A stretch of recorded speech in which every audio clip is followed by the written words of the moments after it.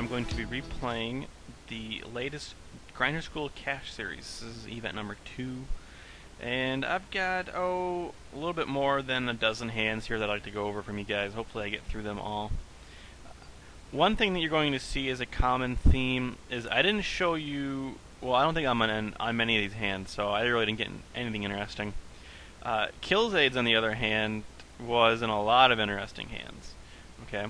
And he was nice enough to send me his hands. However, I feel like it'll be more fun and interesting if we don't show the hand he has until the very end of the hand is over. Okay? Because in all reality, I can't critique Killzade's play too much because he is probably doing it for some reason or another, and probably has a good reason to do it. So, but what will be interesting to see is how you guys adjust to how he plays, because I'm pretty sure he was a very aggressive player and was running a lot of bluffs. However, that doesn't mean that he was calling down too light, and when the big money went in, he always seemed to end up having some kind of a made hand.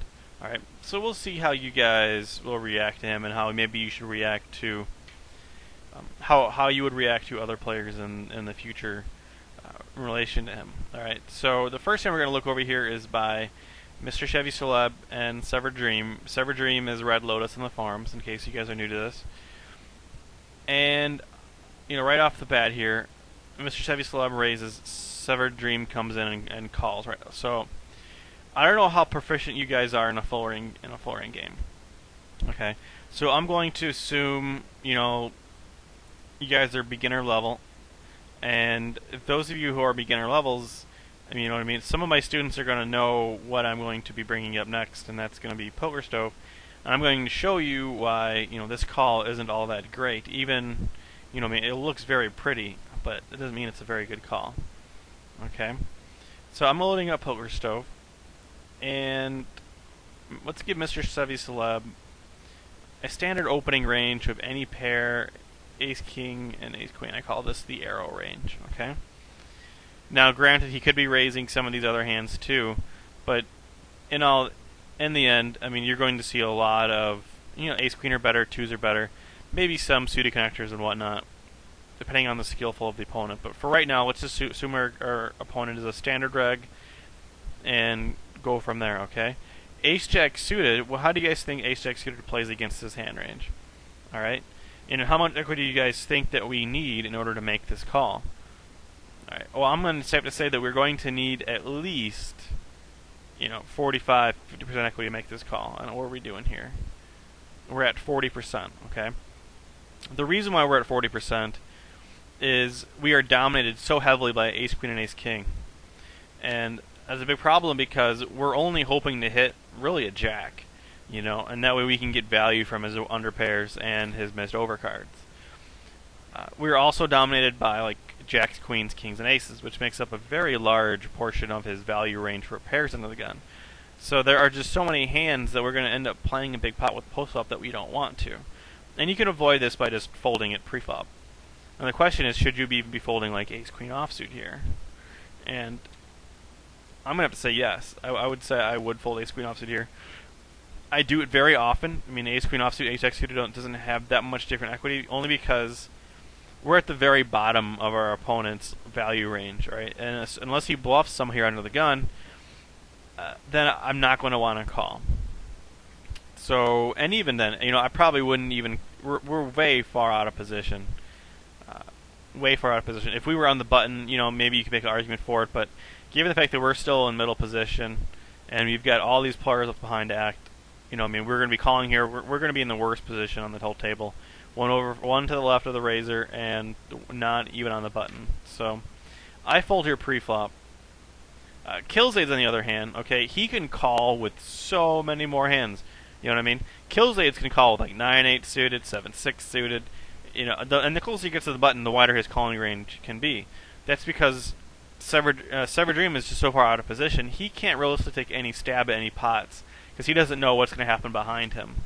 And Chevy Celeb, on the other hand, has to play his hand relatively face up, just because he is also so far out of position. He's going to be pretty much telegraphing whatever play he's going to be making.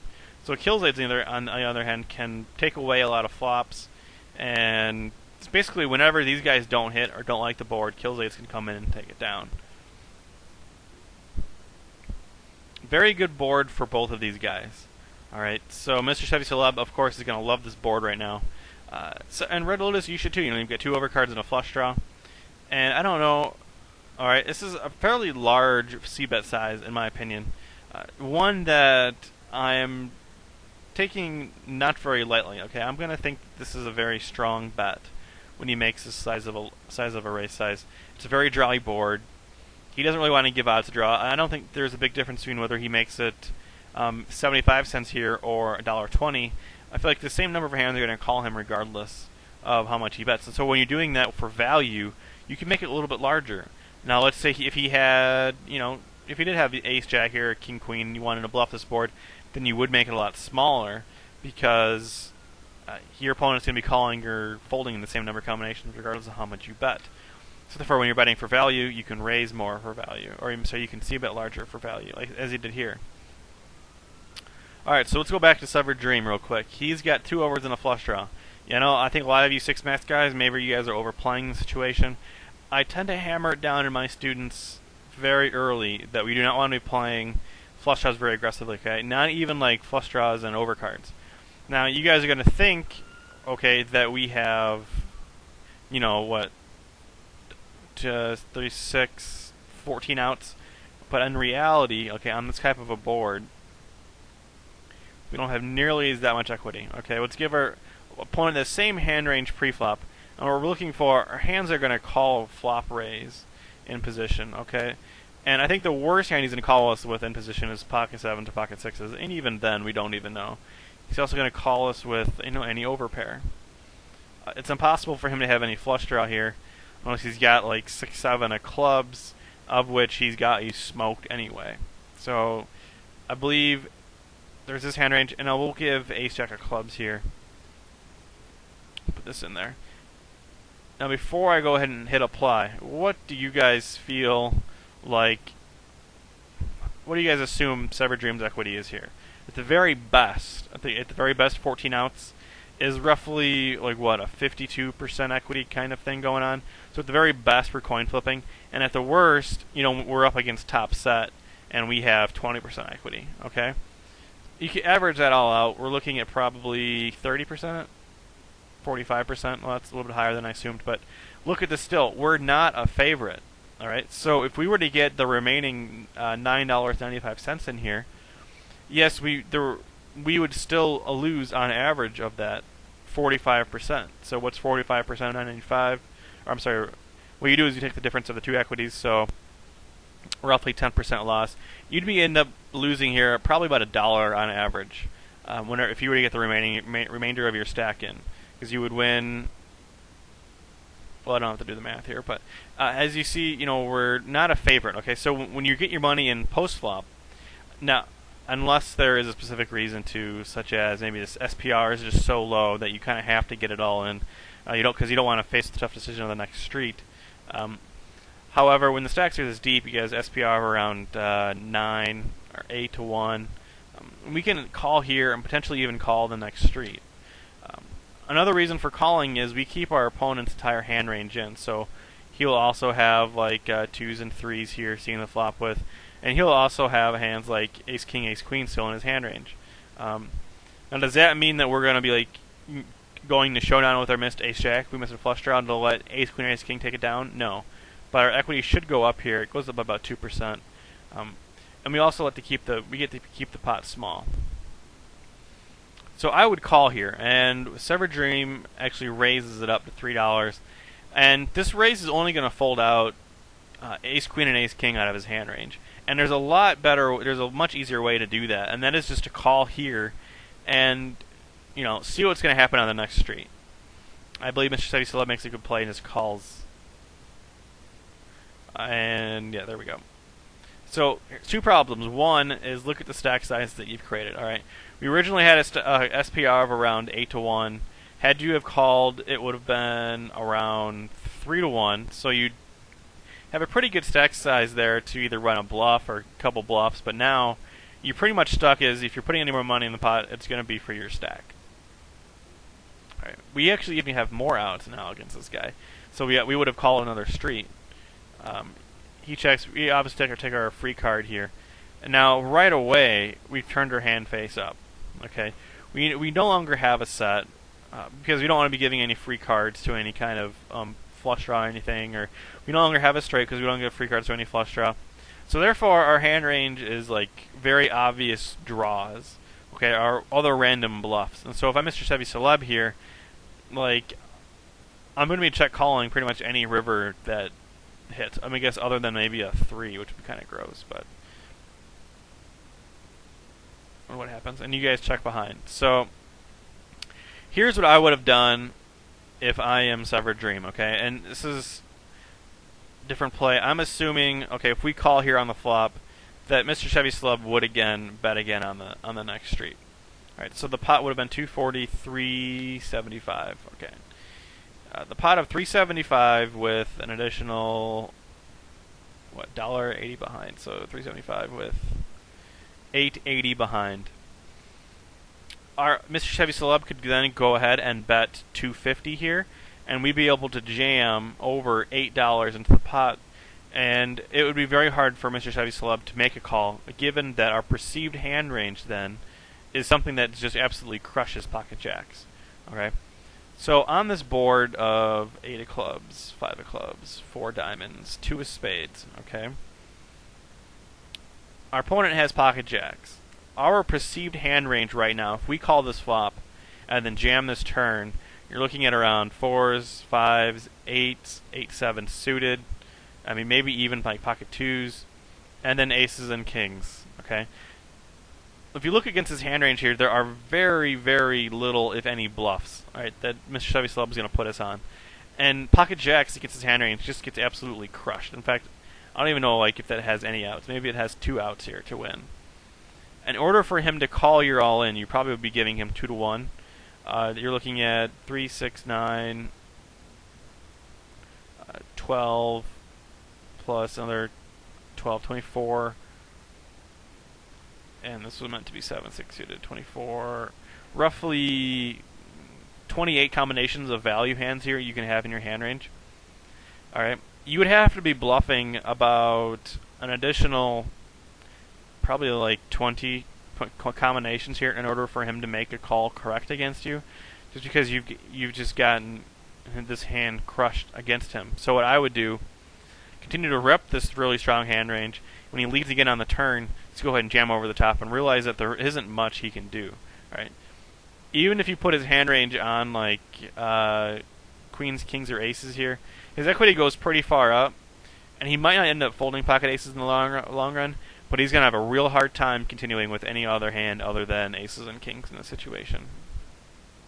So I would prefer to jam the turn, and I believe that I went over that a little bit too much. And also, if he had checked the turn to us, I would check behind the turn, and then like probably try and bluff this river off, take a free card for it. All right, so I talked a lot about that hand. Hopefully these other hands won't have a lot on to talk about. Alright, I don't mind this Uric. I mean, we don't know who Uric is, but he's a short stacker playing at 10-0, and he's probably not very good. I don't know his stats right off the bat. If he was a maniac here, then I re-raise. If he's an unknown, I like Oh My's call. Right? And Hervaldo, another short stack guy coming in, also not very good.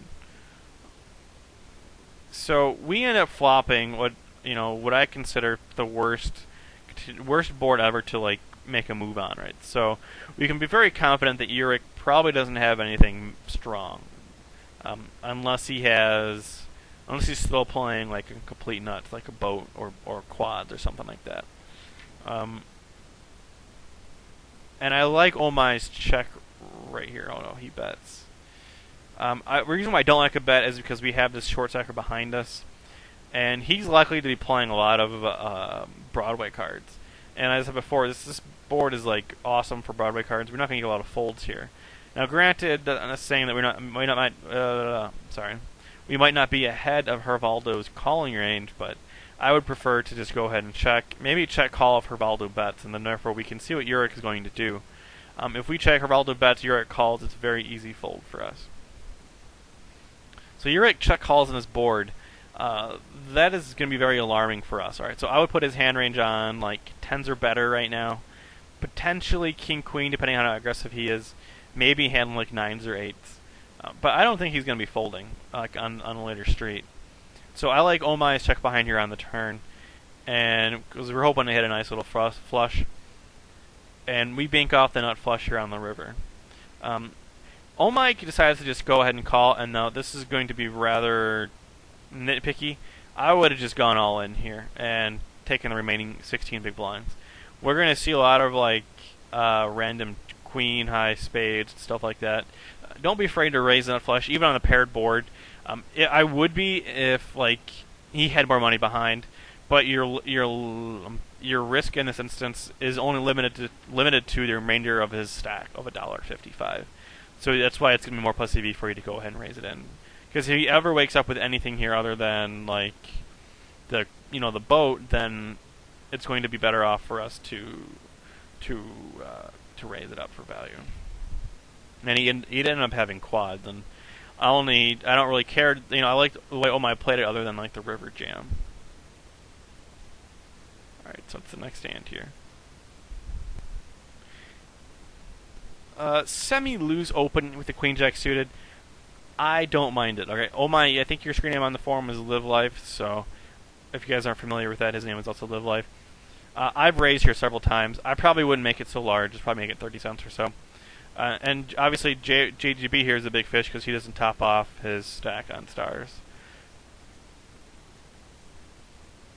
And Omai decides to c-bet. No, he doesn't. Okay, good check with the queen jack suited. Omai, good check. And JGB too should have checked. I think that worked out very well. What I don't get now is this is kind of funny how the way this is played. Because Omai goes ahead and checks, and he's going for the check raise in the situation. Perhaps if he leads out here, he's almost representing like a jack of some kind.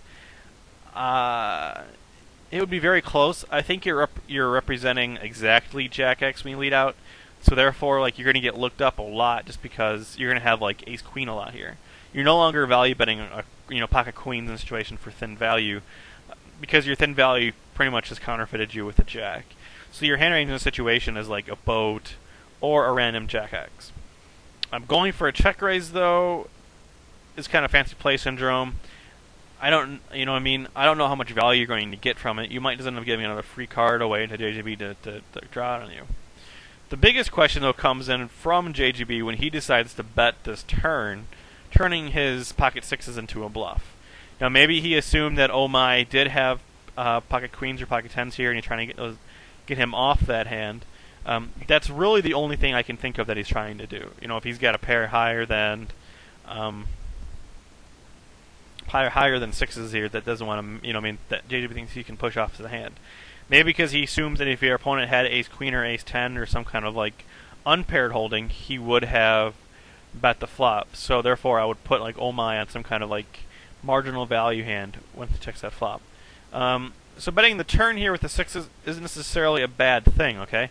It's just that when Omai makes a rather large check raise of over 4 times his bet size, you can no longer assume that Omai is doing this as a bluff.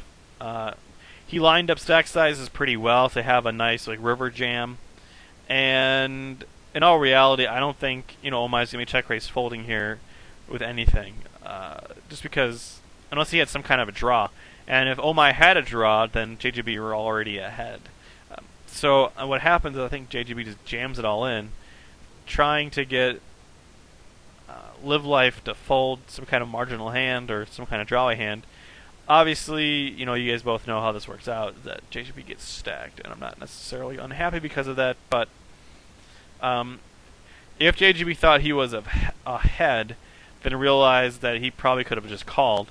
And if he thought he was behind and trying to get Omai to fold, then he's probably not a very good idea to bluff, just because I don't really know what Omai is going to be bluff check raising with in the situation. So, if Omai was in value, I don't really know what Omai or Live Life check raises for value here in the situation. So therefore, if he does have a bluff, Jeffrey, we were already ahead of that said bluff. So, okay. On to the next hand. Again, it oddly refers to JGB. And he calls the raise out of position with the pocket eights. Not a bad play. Not a bad play when you're placing against somebody who's really aggro and is going to be raising. And if you know Killzade's like I do, he does like to raise early position raisers somewhat light, especially if they're kind of tight. We were also getting a pretty good price. We're getting like 15 to 1 to make a call. So my plan here with the eights, if I'm JGB, would be to check call any board non-queen king or ace. The hard part though about playing against Killzade's in situations is that we're out of position, and he can just barrel us all day long. So keep that in mind. I would just check fold his board right now. It's going to be so hard for us to do anything of any kind. Hard for us to check call it because their hand is almost nearly face up. We can't really bluff him or anything. I probably would just fold. JGB check calls, and then we have Killzade firing another 2-barrel.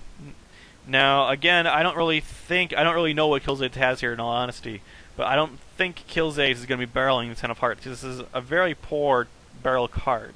The only good card for this, unless he has some kind of like a flush draw out there. JGB's hand range is like very obviously hand like pocket nines through pocket jacks, potentially even like a weak king. This 10 of hearts isn't really a scare card for JGB, unless he did have a hand like pocket eights here, which is the hand that he does have. So I don't think really Killzade is bluffing all too much. But then I'm also wonder what in the world is like Jeffrey like check raising here. I mean, we've got a made hand of some kind, and I mean we're giving our opponent like 2.5 to 1 to make the call. Pretty much any gut shot and flush draw has to make the call, but in reality, JGB wants those guys to call because those are the hands that we're ahead of. So this is back-to-back hands where we've seen like Jeffrey turn an underpair into a bluff, and now he might like disagree with me here, but the problem with doing this is that we have absolutely no equity when we're behind. If we're facing against like even like 10-9 or king-9, we're drawing nearly dead to 2 outs. Consequently, though, our opponent very rarely, if ever, has 0 equity against us, unless our opponent has like 2s through 7s. So if you were to check raise a hand like 9-8 here or pocket 8s, turning 9-8 into a bluff is much more plus EV. Same thing for like if you had 5-6 offsuit. If you had 5-6 here, check raising that as a bluff is more profitable than check raising 8s, because when we're behind, all right, we've got probably 5 outs and or 10% of the 10% equity. If we're behind here with the 8s, or if we're wrong, we've got 4% equity. And so therefore, the profitability of a bluff, as I've said this many times before, determines very much so on how much equity we have when we're called. When we have 0 equity when we're called, it does make it for a very good bluff. And Killzade snaps it off with the ace-king.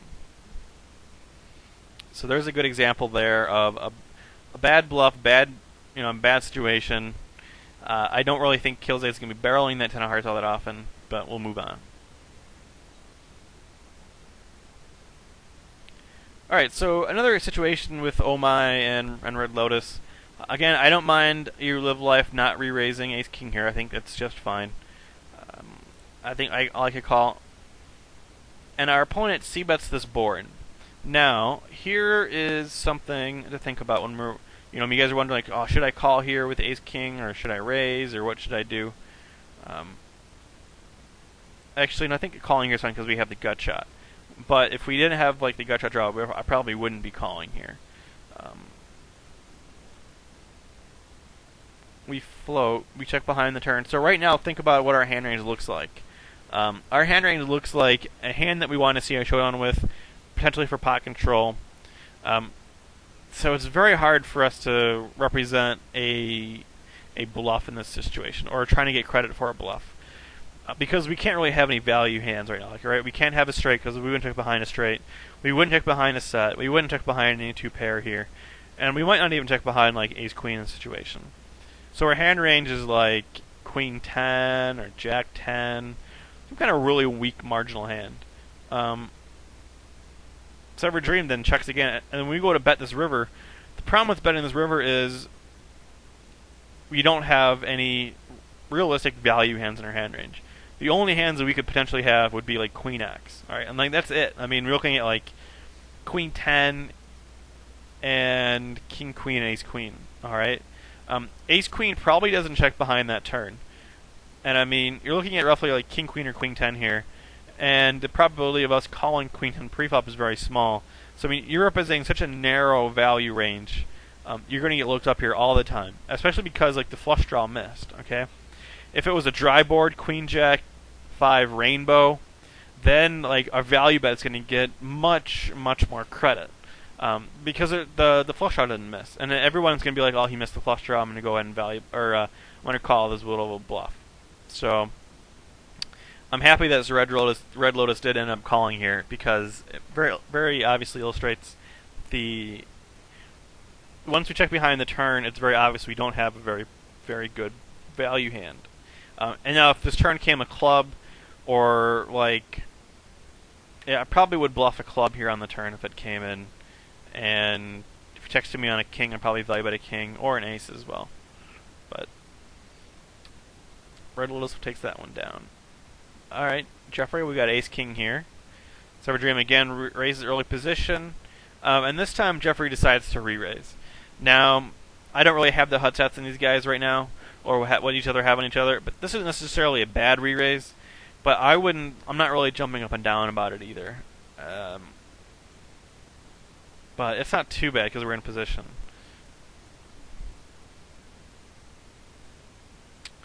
Alright, we have position now with pretty much the nuts, okay? Pretty much the best hand we could ever possibly think of that we have. Question to ask yourself is, though, what kind of hand range does Jeffrey have, and what kind of hand range does he want to represent right now, and what does, like, Red Lotus think Jeffrey has? Does he ever think that Jeffrey's got a complete bluff here? If you know Jeffrey like I know Jeffrey, he is a pretty big nit in most case scenarios. He's probably not turning a hand like ace 10 into a bluff here by re-raising preflop or any kind of like polarized range. I think it's safe to assume that he's just playing his cards and just trying to value tone some people on this table. So therefore, if you think that, Jeffrey, then you've also got to think that Red Lotus probably thinks you're not bluffing either. So he's just trying to call preflop to try and get to your hand range. And so when Jeffrey checks behind here, we continue to rep a very narrow range of hands. All right, right now, I think Jeffrey's trying to represent kings or queens that has then missed as ace high flop, trying to induce a bluff, which isn't a bad, isn't a bad scenario. However, it might be better for us maybe to represent a bluff more. If we ever did have a bluff and we hit this flop, we're c-betting it nearly like 100% of the time, or we should be c-betting it nearly all the time, just because like we hit the perfect flop to bluff at in a re-raise pot. Like this is it. We don't want to show weakness when we have a bluff, so it's a really good time for us to show value too. And if like Severed Dream just decided he did call ace queen pre-flop, it's going to be very hard for him to fold it, and he's also going to be very hard for him to fold like jacks, queens, or kings. So you're going to get the same value either way. Alright, now the problem now that you have, Jeffrey, is that you're going to be over-representing your hand here by betting. Alright, you're just kind of like betting to bet, for bet's sake, because you're tired of giving another free card. The problem with that is that you represented kings and queens by checking behind the flop. You can no longer bet here because now you're representing exactly pocket queens here when you do make a bet, or maybe some kind of like random ace-queen kind of hand. So you're almost over-representing your hand here, and if you get called, I would think you're going to be pretty far behind. Yeah, and Sever Dream just folds it out. So keep that in mind, guys. Like, you're representing a weaker hand on the flop. You can't then go ahead and like bet the turn and try to get value from it. In this case, I probably would check behind again as played on the turn, and then go for value on the river, making it seem like we have like, I don't know, pocket kings or something like that, or maybe complete air, and we're trying to take away on the river now. Alright, so here we go. We got another hand between Jeffrey and Severed Dream here. So let's go ahead. Jeffrey makes a very, very loose raise with the Jack 10 offsuit. It's probably on the very marginal end of my raising range here in the hijack. Not bad necessarily, but it is very marginal. What's even more marginal about Jeffrey's raise, though, is Red Lotus's call in position. We are only getting like less than 2.5 to 1, and we're out of position, and we don't really have any hand strength. And I don't know if you guys have read this before, but to play a hand pre-flop, you really need 2 of 3 things. All right, you need suitedness, connectedness, and hand strength. And a fourth part of that is, position. If you don't have position, you pretty much need almost all 3 of those in order to play the hand. So in this instance, calling with 6-7 suited, not a very good play out of position. If you're in position, okay, I can maybe take advantage of that play. We flop very good, though, for Red Lotus, and JGB wisely doesn't c-bet this board, although he could. Right? He could very easily c-bet this board, and tell you why, because he can be barreling a lot of turns. Our opponents have been check calling us with a lot of weaker draws, kind of. They did get there with if he has some kind of 8s or random 4 draws. Plus, Jeffrey can represent any card 10 or higher, or any card 10 or higher does him well on the next street. Queen, King, or Ace, he can fire 2 barrels. A Spade, he can fire 2 barrels. If a Jack or 10 comes, he can decide whether or not to value bet, or he can check behind if he wants to. So there's a lot of plays he can make on the turn if he c-bets this board. But then again, it's a very dry board. I don't expect Severed Dream to fold any pair. Checking behind isn't a bad option. Right. And now that Severed Dream, Severed Dream almost has to lead here. I think he's going for a check raise instead, and that's what happens, I think, because he ends up checking. The problem with checking is that now you give another free card to the 4 flush. You don't even want to risk that. Okay, yes, you have the best hand right now, or if you think you have the best hand, but you can't slow play it 2 streets like this.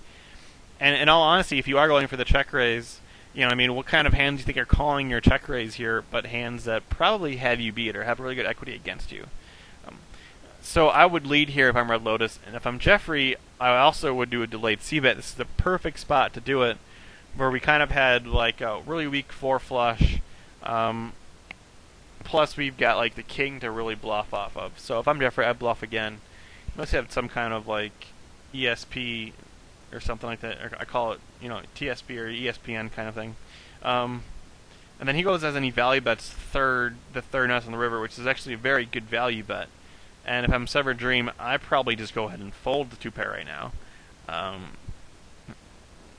Although calling isn't that bad. But if Jeffrey were to bluff, he probably would have bluffed earlier in the hand. So when you see like this, he's probably trying to assume that you think that we're bluffing, or he's bluffing, so that's why you can go for thin value here. You really cost us yourself, Red Lotus, by not betting the turn, and then you probably should have just not called pre-flop either. Okie dokie, if I remember this hand, it's a pretty crazy hand, right? Alright, first off, 3 things right off the bat. Chevy Celeb, good raise. Red Lotus, good call. You can also re-raise here too if you feel like you're going to get played back at light. Like if your kills aids or something was in the cutoff, I would re-raise the Ace Queen suited. And then you got Pyretos here who makes a very bad call. In reality, the Pyretos, this would be an okay spot for you to squeeze, where you've got a loose cutoff opener, a wide range in the button calling, who's weak, and then we can go ahead and bump it up here and trying to bluff off our opponent. Calling, though, not a very good play, especially out of position. In position, okay, I can maybe argue against it. Pyretos is just giving up.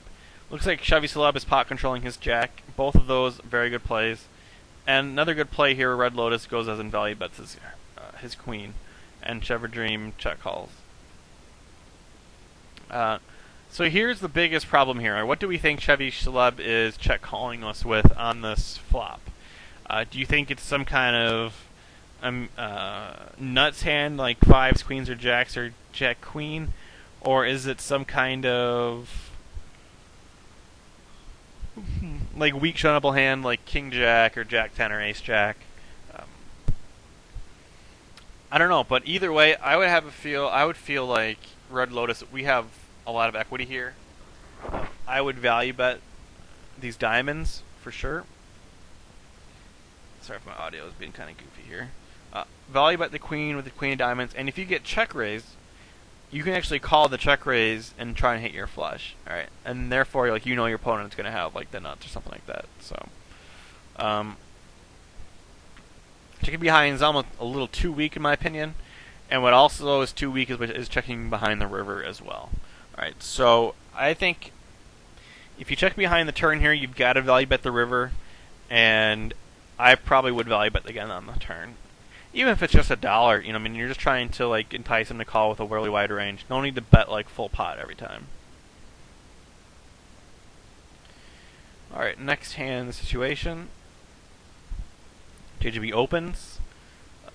All right, and then I expect Andy to come in for a call most of the time. We have position, which is what makes this call much better, and we have some decent like high card strength. So as you can see here, we've got 2 overcards of Jeffrey's 9s, and we can represent a lot more hands than that. Both of these guys hit this board pretty hard. This is pretty much the same situation as we were in earlier with the ace jack suited, when we've got a nice little combo draw going on. I'm gonna go ahead and give Pirate his current hands that he has, because this is kind of an interesting situation here. Oops. This is a classic situation where we think we have more equity than we actually do. All right, against someone stacking off range. I say that because I think you guys overestimate how often you guys both bluff a certain kind of board, and how often your opponents, what kind of hand range is it you're going to be playing against. Let's just assume that JGB's hand range for calling a raise on this flop to be this, as well as the ace-king of clubs, and potentially the ace-10 of clubs, or really any-10 of clubs, but we'll just give him the 1, and like all these other 2-pair kind of hands. These are all very much so in Jeffrey's range pre-flop. So we've got to give them here too.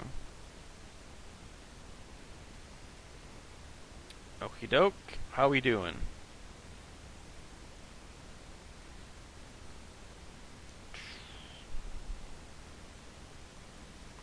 Okay.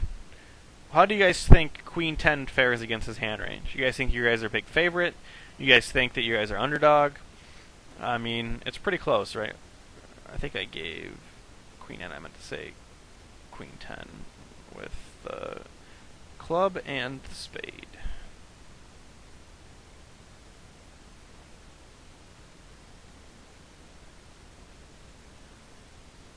Alright, so as you guys can see here, we only have 40% equity if we're Pirate. Alright? Now, yes, we've got a nice little combo draw in the situation. We've got like a middle pair, an open-end straight draw. We can't really fold the backdoor flush draw either. Alright? You also have to expect that Jeffrey's not going to be c-betting out on this board all that often, because he knows this board smacks the crap out of whatever big blind's range is in the situation. You can't expect a lot of folds here, so therefore he's going to have a very strong value range against Pirate or Andy in this situation. Okay. Therefore, Andy, when you get put in a situation, I would not be wanting to build a big pot until you hit your hand. Whether that's like 2-pair, trips, or in the open and straight draw, but I would just call here. Because as you can see, the problem with raising, we're only a 40% favorite, so therefore we're going to be losing money when we get the rest of our money in. Jeffrey played his hand very well in his re-raises. Keep in mind now, Pirate, what are you thinking that JGB has? I mean, you've got to put him on like 9s, 10s, jacks, or queens, and then like 2 pairs and stuff. You can't really even give like kings and aces in Jeffrey's hand range anymore. So his hand range goes like way down to like 9, 10s, jacks, queens, like 2 pairs, the nuts straight, other 2 pairs here. I mean, our equity just goes down, down, down into this 4-bet. I'm sorry, to this 3-bet in this flop. So therefore, your next play of getting it all in seems very, very, very bad, just because we've got like no equity, or we got very poor equity when we're called, which is a misconception, because you guys are like, oh, I've got a pair and open and a straight draw, I mean, I have 13 outs. No, when you're called here, as you can see, you've only got 8 outs, right? So that's not very good at all. Jeffrey correctly calls it off, and Pirate's looking to hit the straight flush. Oh, and JGB quads it up. Um, so yeah, I think the Pirate, your call pre-flop was fine. I would just call the flop and then look to build a big pot on the turn. There's probably a chance you wouldn't be able to lose your stack here on the river. If he does jam the river, it might be so far as a fold, because I don't feel like Jeffrey's bluffing in this situation all that often. But, alright, on to the next hand.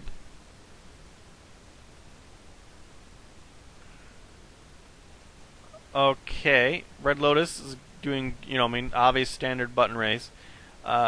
Two problems here with Pyrotos. Actually, only one problem. That's your raise size. You make it way too small. Make this $1.20 here. Do yourself a favor, and you'll get Server Dream to fold. This isn't a tournament, so I mean, we kind of have to make it larger in order to be more profitable. Red Lotus's call in position, not very plus EV either. I feel like we're not getting that great of a price. King Jack offsuit plays pretty poorly. We can really only hit a king or a jack, and even then we're going to be counterfeit quite a bit. We hit our king. Now, obviously we can't fold, and I feel like going all in would be pretty bad too. And Powered Host bets again. And again, we can't really fold, and folding seems pretty bad.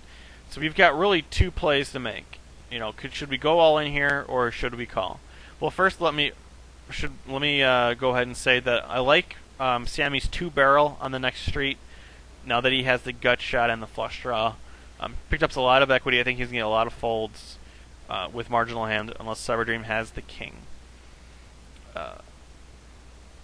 Red Lotus goes ahead and jams it all in, and Pyrotos is getting only 2-to-1 in his money here to make a call. Or let me go ahead and make it a little bit better.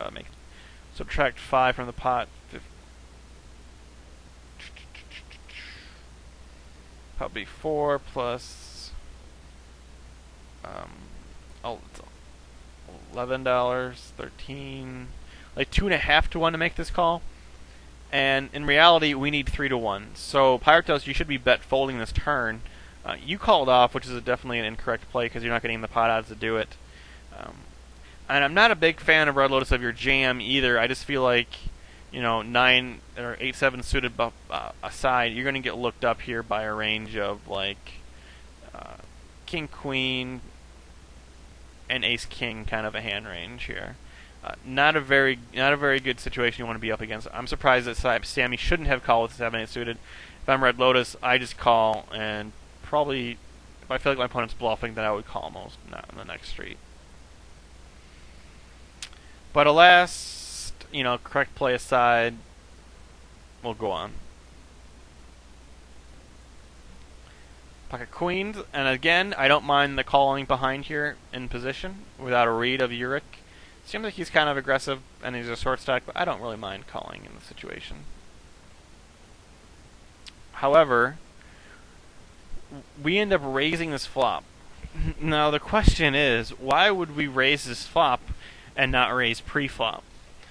It's the same exact hand combinations, that we're behind to and ahead of pre-flop as we are right here on this flop. So, even if we're up against a hand like Ace King with the king of, Ace or King of Diamonds here, we're not doing all that hot. And what's going to happen is we're going to be up against, Pocket Jacks, that kind of a hand range. Now, if this guy is that bad, if he's very bad, then we should have re-raised pre-flop and then just try and get it in post. He does call us, so if he had aces or kings, he probably would jam over the top of us. He leads now on the 7, and we now decide to start slowing down. There is no more time, guys, to slow down right now. Look, the stack to pot ratio is 1 to 1. There's one pot size bet left. We can't really call here and then fold the river. Just go ahead and jam it in and take your equity right now. All right, we do call, which is not very good. And then we decide to jam the river. Why not just I would probably just jam the turn and get looked up by Ace Jack. So in this situation, if we knew our opponent was raising Ace Jack in an early position, I would re-raise pre-flop. All right. Secondly, against the action so far, we can't really pot control the turn anymore, given how much money is in the pot. So therefore, we'll just go ahead and get it in all in on the turn. The river value bet is nice. I like that.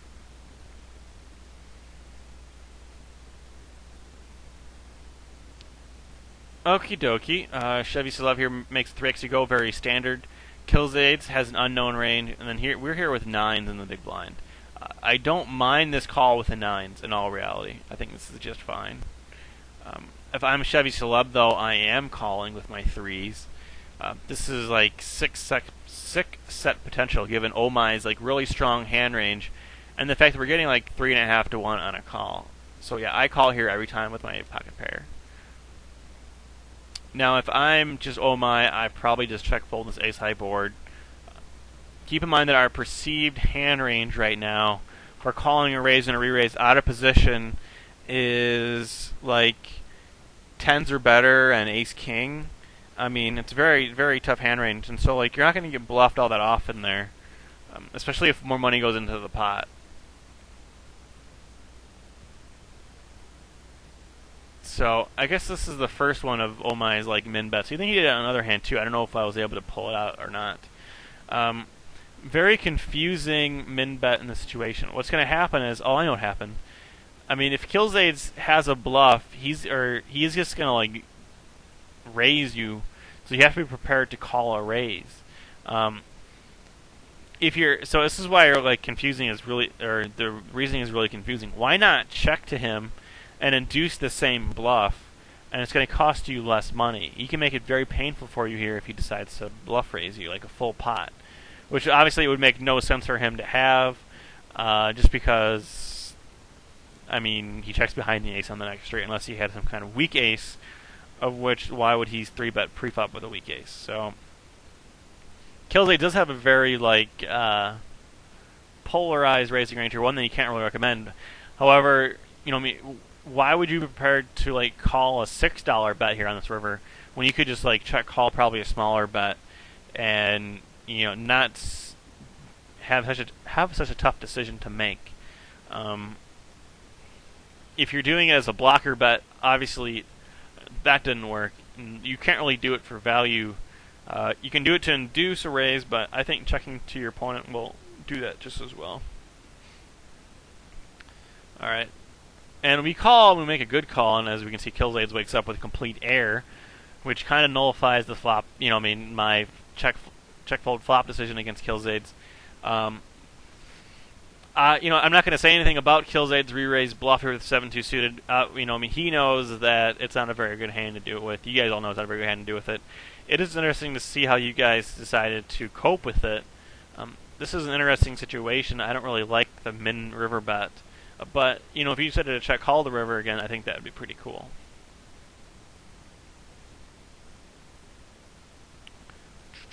We got a couple hands to go. And I think Severed Dreams raise fine. I think Oh My's call is fine. Severed Dreams is going to see betting this board, which again is fine. Not a very good two-barreling card for us, though, Red Lotus. In fact, this is a very bad two-barreling card. Nothing has changed so far, like on the street, so there's no reason why Oh My should really ever fold a hand. If he thought his hand was ahead on the flop, he's not going to think he's now behind on the next street. So, not a very good two-barreling card. Now, if it was like a king or an ace, those are good barreling cards. So Oh My makes a good check call here. And the problem now is like Oh My does another min bet on this river. Some kind of like blocking bet. Is he trying to get like value from air? It's kind of confusing. Maybe he'll explain himself in the forums why he does it, because he can't really do it for too much value, because you can't really assume too much is going to call him unless he's trying to go for like inducing a spewy bluff raise by somebody.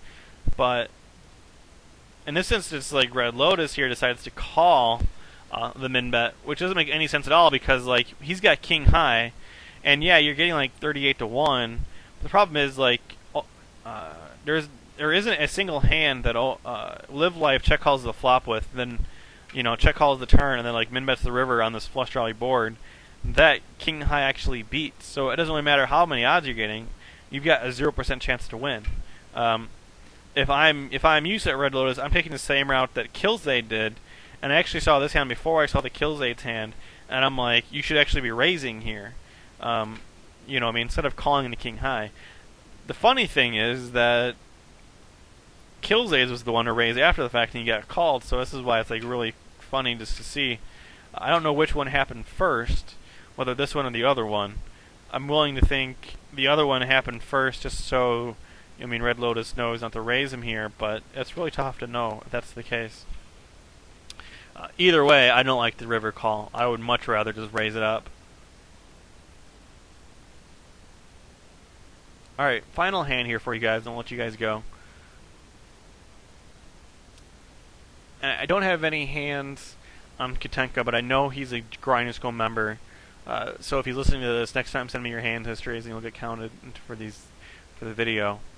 Killzade, I think, you know, everybody knows by now he's very lag in this tournament, so he's definitely raising quite a bit of a hands. Kind of interesting to see what's that showing. Oh, I remember this hand. Okay, so Killzade's like c-bets this board. Again, not a very good board to continuation bet. Although that's probably not going to stop him from bluffing it.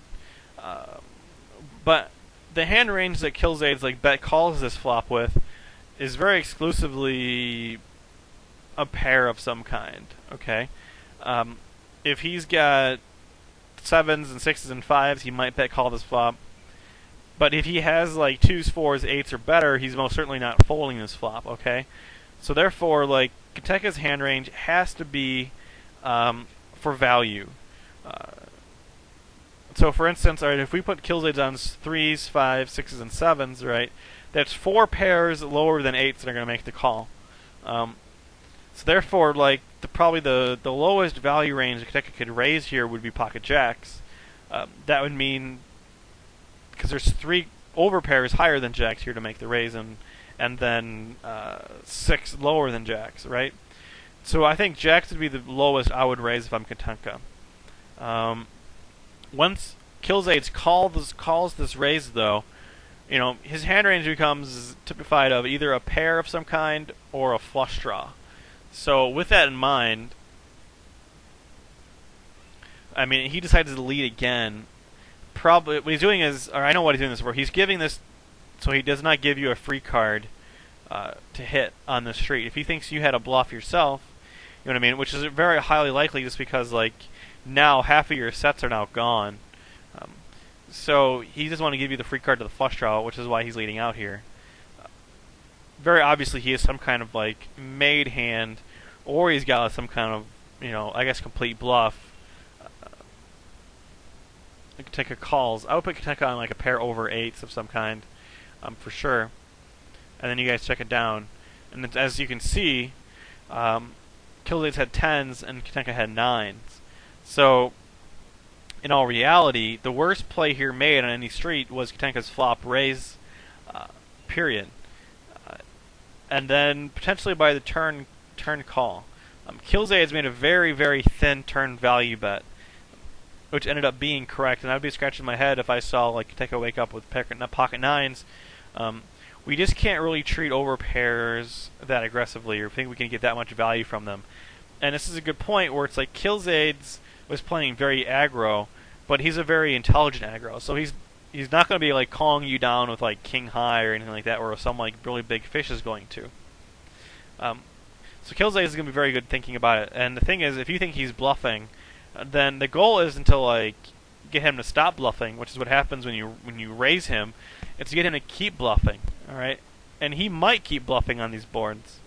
And that's where like you're gonna get more profit just by calling him down rather than bluffing your own hand. Okay. All right, that's the end of the hands that I have for you guys. Thank you all for sending in the hands. I think another series went very well. We ended up with 4 tables this last session. We worked pretty well, and next time hopefully we can get even more participation going. Otherwise, guys, for next time, this is CodeRed Rules. Good luck on the tables and enjoy your grind.